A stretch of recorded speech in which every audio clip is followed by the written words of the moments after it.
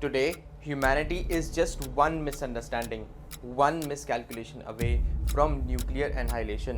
These are the words of Secretary General of the United Nations, Antonio Guterres. A few days back, the US President Donald Trump has said that Pakistan and China, apart from Russia and North Korea, are testing nuclear weapons. On top of this, the Stockholm International Peace Research Institute's yearbook 2025 says that a dangerous new nuclear arms race is emerging at a time when arms control regimes are severely weakened. These are recent examples of the three biggest nuclear powers displaying, modernizing and increasing their arsenals. Are America and Russia now locked in a nuclear arms race? The United States cannot remain the only power exercising restraint, while nations like Russia, China, and North Korea continue to advance their nuclear program. But with others doing testing, I think it's appropriate that we do also.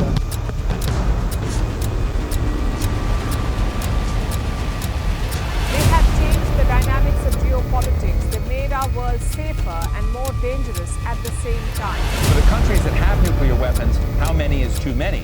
And are we witnessing the start of a new arms race? That is the risk of nuclear war. A dangerous new race to build nuclear weapons could be underway. India has a little over 180 nuclear warheads right now. The doctrine is no first use. No first use policy in today's age. This time, he has revealed that even Pakistan has been testing nuclear weapons. Here's the big question for us. What truly keeps the world safer? Is it clear promises and fewer nuclear risk? Or bigger and faster weapons to scare everyone from trying anything? Hold on to that thought as we dive deeper into the issue. After 1991, the total number of nuclear weapons went down. Many old warheads, mostly American and Russian, were dismantled. People hoped the danger could be shrinking, but the trend is now shifting the other way.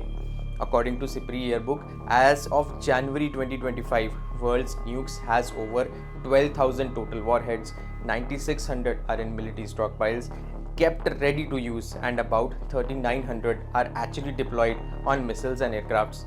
Roughly 2,100, mostly US and Russia's, sit on high alert, meaning they can launch quickly. And yes, US and Russia still hold about 90% of the global total. In simple words, it means that we may not be piling up endless new bombs, but the systems we do have are being tuned to act faster and smarter.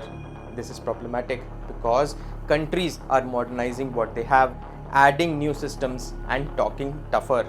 Arms control, which is the set of rules that kept things in check, is weakening. The three major players in this nuclear arms race is evidently Russia, US and China.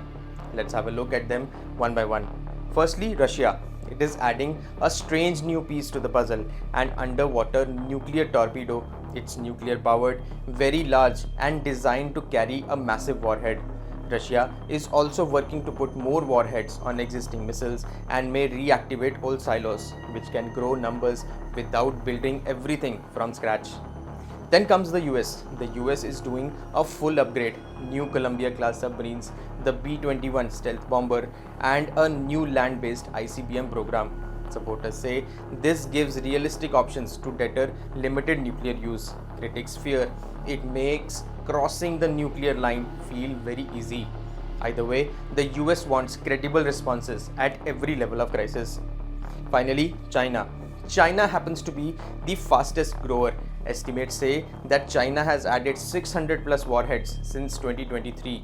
Even if China doesn't catch US and Russia in total numbers, the speed and new delivery methods change planning for everyone else. China is also exploring MIRVs, which lets one missile carry multiple warheads to hit several targets. This makes defense and prediction harder. Why this matters is because when these three speed up or signal hard, everyone else adjusts. Now, let's come back to the arms control. The New START treaty, which is the last big limit on US-Russia nukes, expires in early 2026. What's worse is that no serious replacement is being negotiated. The Global Test Ban Treaty, or CTBT, never actually entered into force. In 2023, Russia even de-ratified it, pointing to the US never ratifying. The result? The arms control rulebook looks very thin. Thinner rules means louder signaling, more testing, and more chances to misread the other side. Now, where does India stand amidst all this? India has two nuclear neighbors, China and Pakistan, and that shapes everything. India's long-standing approach is simple and responsible, which is based on three key principles.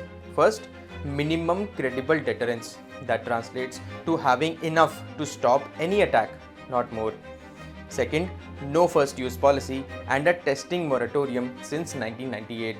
As of January 2025, estimates say India has about 180 warheads and Pakistan 170. Both are modernizing how they deliver them. India is working on canisterized Agni missiles, K-series submarine missiles, and cruise missiles like Nirbhay. Pakistan, on the other hand, is pushing sea-based and cruise options and could move towards 200 warheads by around 2028. For India, China's rapid growth adds extra pressure from the north, even as Pakistan shapes the day-to-day deterrence picture. Having said this, India's no first use has kept signaling clear for decades. But some experts now ask, does clarity still deter enough in a changing region? Experts point out that Pakistan's first use policy and China's growing nuclear arsenal and strategic ambiguity related to chemical and biological attacks could draw a nuclear response. However, the other side says that clarity that no first use offers makes everything simpler. This is because everyone knows India won't shoot first. That reduces panic, rumor, and misreading when things heat up. In a world moving too fast, simplicity can save lives. If we look at the broader picture, we must understand that nuclear weapons don't actually stop conventional clashes. They sit in the background and raise the stakes. In South Asia, tense moments can snowball quickly, especially in an age of social media, satellite leaks, and rumors. So what keeps us safer? Strict promises and fewer risk, or bigger, faster weapons for stronger deterrence? Honest answer, neither. As rightly said by Ban Ki-moon, former UN Secretary General, nuclear disarmament is the only sane path to a safer world, and India resonates with it. India has repeatedly made a clear stance at the world stage by asking for a complete, time-bound, and verifiable denuclearization of the world.